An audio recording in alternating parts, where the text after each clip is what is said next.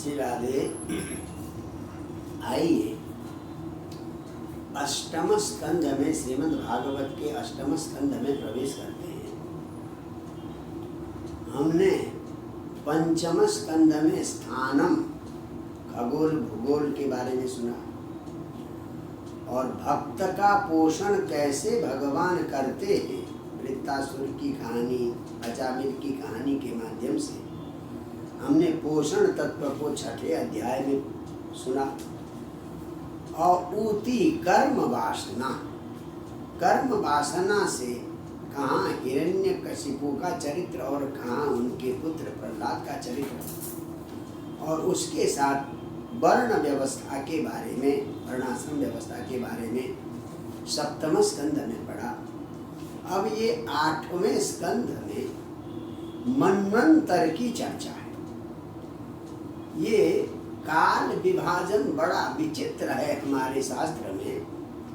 4,32,000 वर्ष का एक कलयुग होता है, उसका डबल द्वापर, उसका डबल त्रेता और उसका डबल सत्य। इस प्रकार से चारों युग को एक चतुर्युगी कहते हैं। चारों युग जब समाप्त हो जाए तो एक चतुर्युगी कहते हैं। ऐसे ही 71 बार चतुर्युग बीत जाए, चतुर्युगों का रेपिटेशन 71 बार हो जाए तो उसे मनवंतर का एक मनु कहते हैं। एक मनु, तो एक मनु 71 बार चतुर्युग तक भोगता है।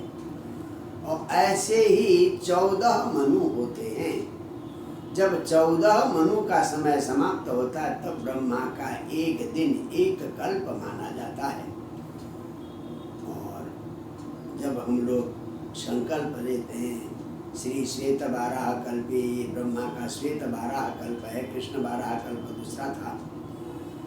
और उसमें अष्टाविंशतितमे कलियुगे, तो ये जो 7वें मनु हैं, सप्तमे मन्वंतरे 7वें मनु है इस समय हमारे वैवस्वत मनु।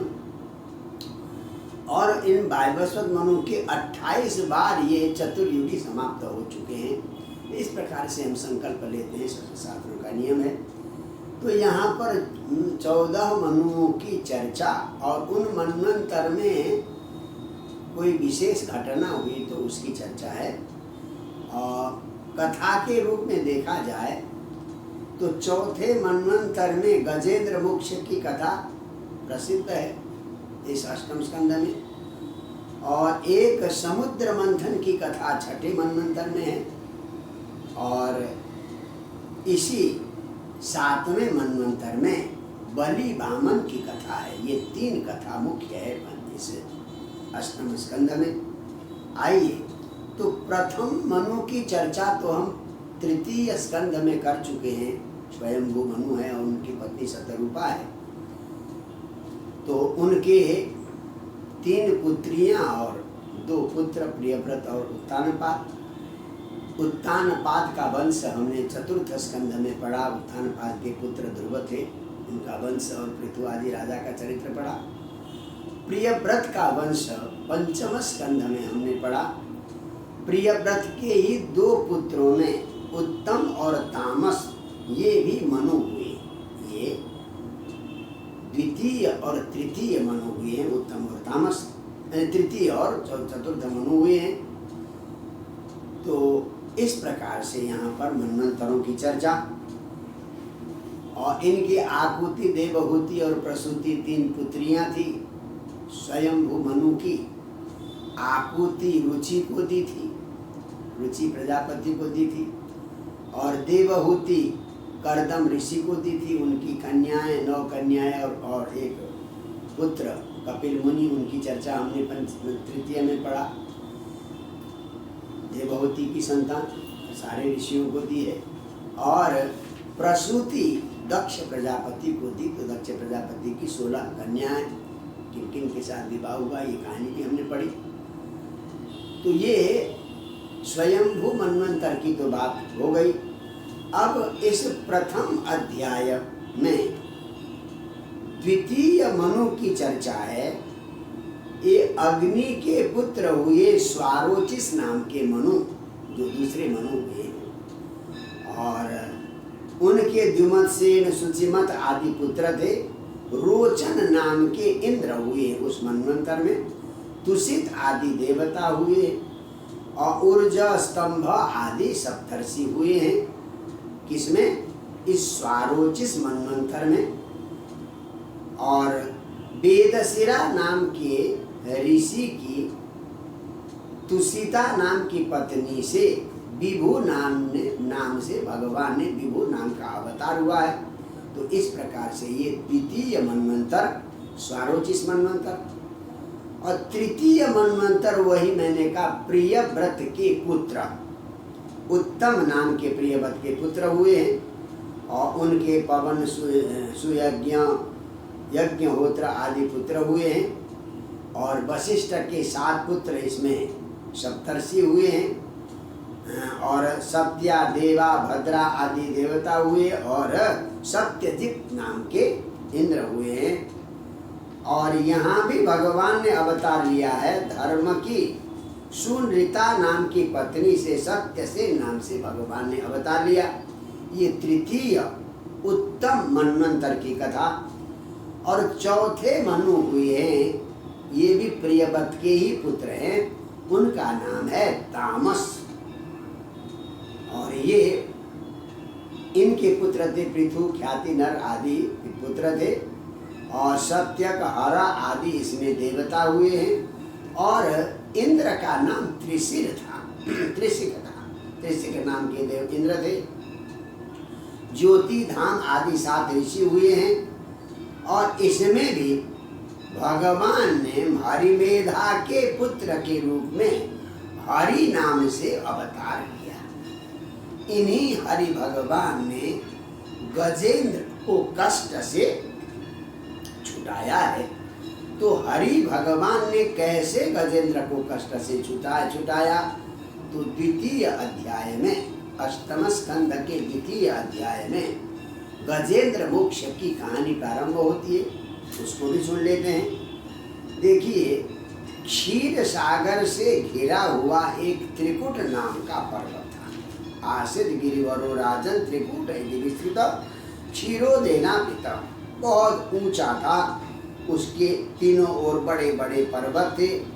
सिद्ध मुनि गंधर्व विद्या उरग आदि सब लोग वहाँ पर खेलते थे, कंदराओं में घूमते थे। वहाँ पर संगीत नृत्य आदि होता रहता था। और बड़े बड़े सिंह वहाँ गरजते रहते थे। बड़ा दिव्य जो त्रिकुट नाम का पर्वत था। और उस पर्वत के बीच में, पर्वत की तलहटी में एक ऋतुमत नाम का उद्यान था। उद्यान ऋतुमन नाम आक्रीडम सुरयोसिता। इस ऋतुमत नाम के उद्यान में आकर देवताओं की अप्सराएं भी खेला करती थी। बहुत दिव्य ये उद्यान था, बगीचा था। इसमें मंदार, पारिजात, पाटल, दुनिया भर के बड़े बड़े बड़ी सुंदर वृक्ष थे और पुष्प भी थे, हैं। और बढ़िया सुगंधीदार बहुत सारे पुष्पों की इसमें गिनती है। और कोविदार, सरल आदि वृक्ष भी थे। द्राक्षा, इक्षु फल भी थे, यानी पुष्पित फूल भी थे। बड़े बड़े वृक्ष भी थे, फलदार वृक्ष भी थे। तो उसी ऋतुमत नाम के बगीचे के बीच में एक बहुत बड़ा तालाब था। तस्मिन सरह सुविपुलम, उसमें बहुत बड़ा एक ताला था। लसत कांचन पंकजम, जहाँ पर स्वर्ण कमल, आजकल भी बद्रीनाथ से ऊपर कभी कभी किसी भाग्यवान को स्वर्ण कमल मिल जाता है। भगवान को स्वर्ण कमल मिला चढ़ाने से बड़ा पुण्य मिलता है। तो यहाँ पर स्वर्ण कमल, यानी पीले रंग के सोने जैसे कमल खिले रहते थे। और कुमुद है, उत्पल है, कल्हार है, शतपत्र है, ये दुनिया भर के अलग अलग प्रजातियों के कमल भी खिले रहते थे। वहाँ हंस, कारंडव, चकेबा, सारस, जलमुर्गी आदि बहुत सारे जलीय पक्षी भी रहते थे। मछली है, कच्छप है, ये सारे वहाँ पर घूमते रहते थे। और बढ़िया सुंदर खुशबूदार, चारों ओर से खुशबूदार पुष्प से घिरा हुआ ऐसा ये तालाब था। तो वहाँ पर एक दिन तत्रैकदा तद्गिरिकाननाश्रय, इसी ऋतुमत नाम के उद्यान में और त्रिकुट नाम के पर्वत में घूमने वाला एक बहुत बड़ा हाथी था, गजराज। अपनी हथिनियों से गिरकर वहाँ पर पेड़ की टहलियाँ तोड़ते हुए, पेड़ों को इधर उधर गिरते हुए आ गया।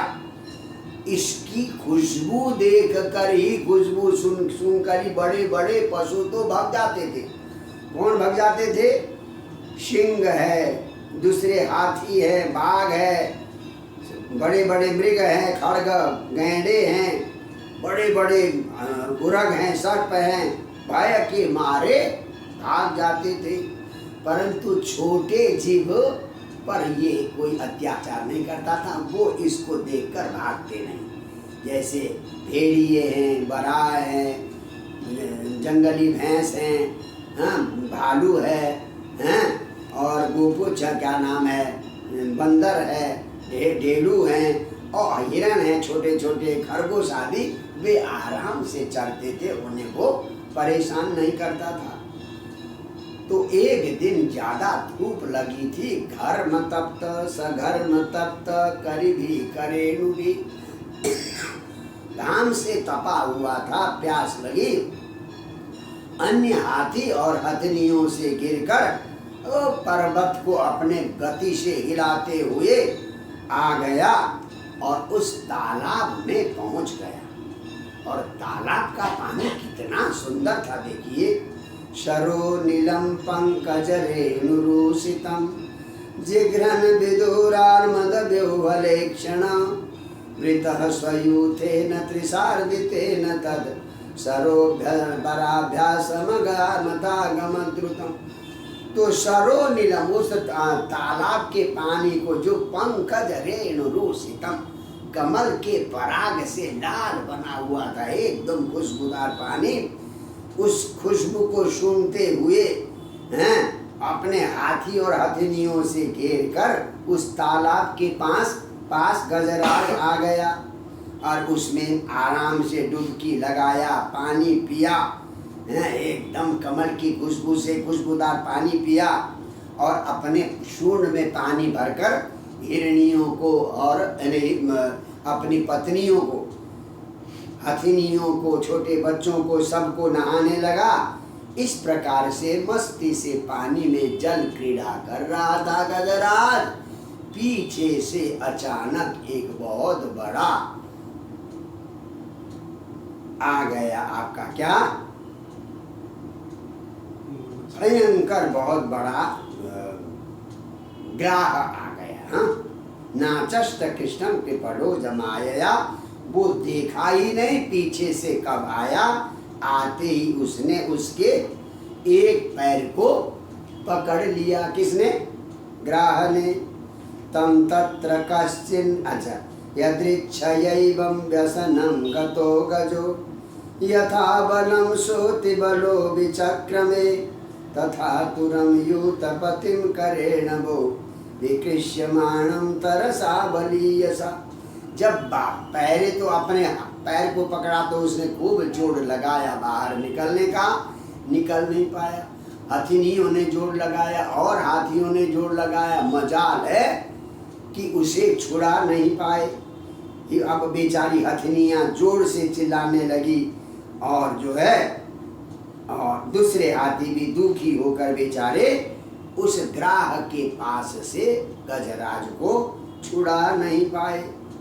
इस प्रकार से पानी की ओर खींच रहा है ग्राह और बाहर जाने की कोशिश कर रहा है गजराज। युद्ध करते करते यहाँ लिखा है समा सहस्त्रम, 1000 वर्ष का मतलब है ऐसे संकट के समय में 1-2 घंटे का संघर्ष भी हजारों वर्ष के समान हो जाता। इस प्रकार से युद्ध करते करते अब क्या हो गया, ये तो बेचारा जमीन का प्राणी है, ग्राह जल का पानी है, तो ग्राह की शक्ति तो धीरे धीरे बढ़ रही थी और हाथी की शक्ति धीरे धीरे घट रही थी। ततो गजेन्द्रस्य मनोबलौजसां कालेन दीर्घेन महान बुद्ध्यय। मनोबल और देह बल कमजोर हो गया, किसका? हाथी का। और उधर जले अवसीदत, अब ग्राह का विपर, उसका मनोबल भी बढ़ गया और देह बल भी बढ़ गया, किसका? ग्राह का। जब गजेंद्र ने सोचा कि अब मेरा बचना कोई उपाय, पहले तो खुद मेहनत पे प्रयास किया, फिर दूसरे हाथियों ने दम लगाया, हथिनियों ने दम लगाया, कष्ट से बचने का लाख उपाय किया, पर कष्ट से बच नहीं पाया। तो फिर अंत में दध्या मिमां बुद्ध्य यथा प्रपद्यत, जैसी उसकी बुद्धि हुई भगवान का ध्यान करने लगा। क्या सोचकर ध्यान किया गजराज ने? नमामि मे ज्ञातय आतुरं गजा कुतः करिण्यः प्रभवन्ति मोचितुम्। ये व्याकुल डरे हुए हाथी और ये हथिनियां मुझे छुड़ा नहीं सकती है।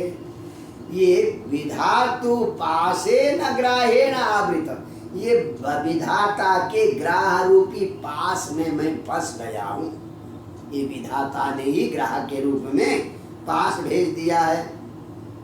अब तो उसी के शरण में जाना पड़ेगा जो सबको शरण परम परायणम, जो सबको शरण देने वाला है परमात्मा, उसी परमात्मा का शरण लेना पड़ेगा।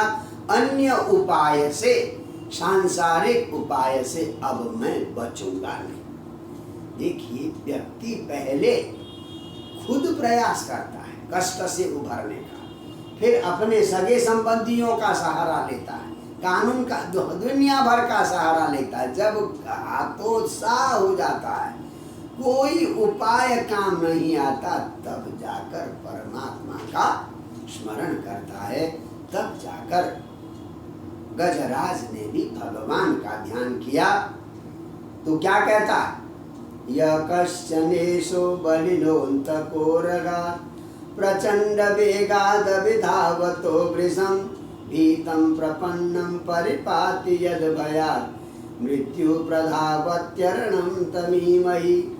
जो कोई बहुत बड़ा ईश्वर है, नाम भी नहीं जानता हूँ, निबल से बलशाली प्रचंड वेग से आते हुए अंतक उर्गा, सर्प रूपी काल से भी जो बचा लेता है, तो भीतम प्रपन्नम, मैं डरा हुआ हूँ, शरण में आया हूँ। ऐसे शरण में आए हुए को जो बचाता है, तो ऐसे तम शरणम ईमहि, उस परमात्मा की मैं शरण जाता हूँ। इस प्रकार से गजराज ने भगवान की शरणागति ली। और तृतीय अध्याय में गजराज भगवान की स्तुति करते हैं।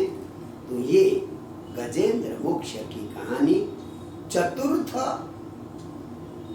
मनु ने तामस मनवंतर की ये कहानी, कैसे किन दिव्य श्लोकों से गजेंद्र ने भगवान श्री हरि की स्तुति की है, इसको हम कल सुनेंगे।